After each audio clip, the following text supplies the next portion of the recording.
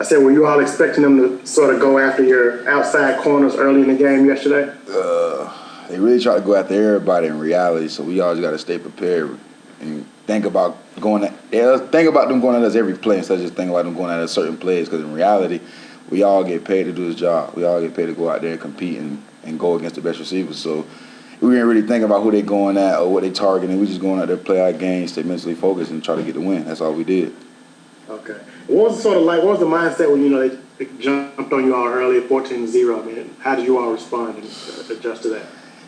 You got to keep playing. It's 4 quarters. I mean, it was a quick turnaround on the second score. The first one we had to get adjusted. The first goal on the defense had to get adjusted. We had to make adjustments on the defense. But other than that, it wasn't nothing we're not used to. We've been down before. We got to keep fighting like we always do. Yesterday showed a lot. I mean, we could have easily gave up.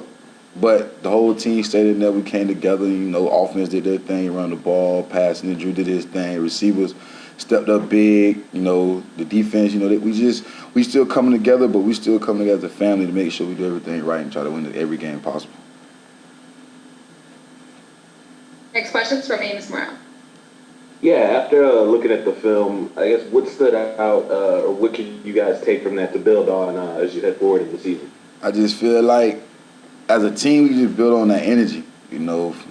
Let's take all the scheme stuff out of it. We played with no energy past couple weeks. You could tell. Going out there with a little bit of mojo, we got a chip on our shoulder, coming off of two losses. Got to go out there and fight. You can't go out there and give up.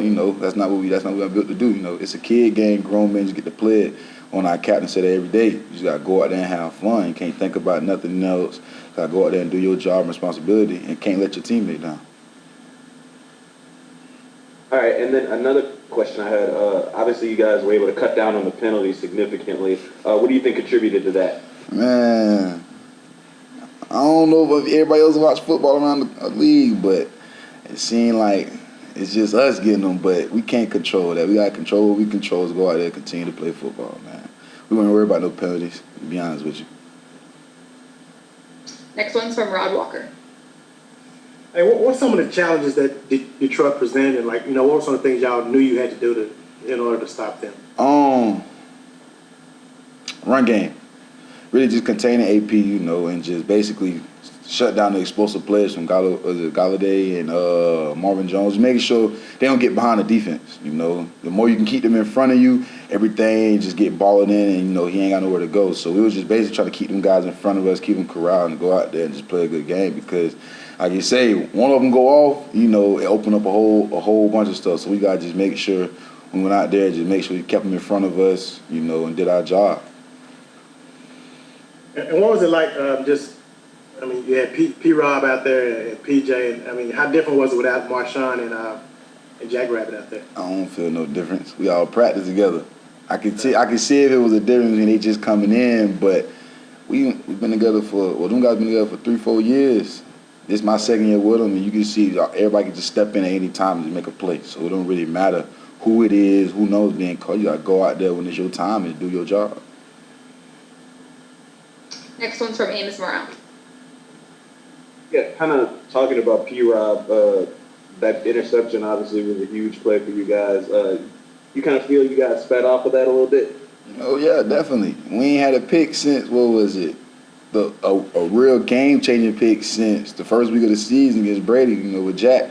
So, just seeing a guy like him catch a pick, get in there, getting some action, it's just like, okay, maybe we always have to depend on certain people. We got other guys, no matter who we call on, our backups as good as our starters. And our coach always tell us, prepare like a starter, no matter if you're a backup, no matter if you're a starter, no matter if you just, getting war, it don't matter. You got to prepare like a starter 24/7. You got to go out there with a mindset to dominate. And that's all it is. When you got guys that got that mentality to keep sharpening their axe and keep just going out there and competing and just doing their job and focus on anything that they control and just doing what they can do, the sky's the limit for us.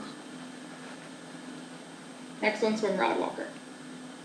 And how much were you affected by the COVID testing and not being able to sleep like some of the other guys on offense were, or did you even know what was going on? Man, listen, with this COVID stuff, it's like like I said earlier, you can control what you can control, man. Like you gotta just be able to protect yourself at all costs. You know, you gotta be able to just make sure you protect your teammates because, like Coach Sean say, we got a good team, and we can't have everybody, you know, not be on board with this COVID thing because you know it can get anybody. It can get a coach, a player, training staff. So you gotta just be on board to protect each other and just keep your hands clean, cover your faces, and and just do what you gotta do.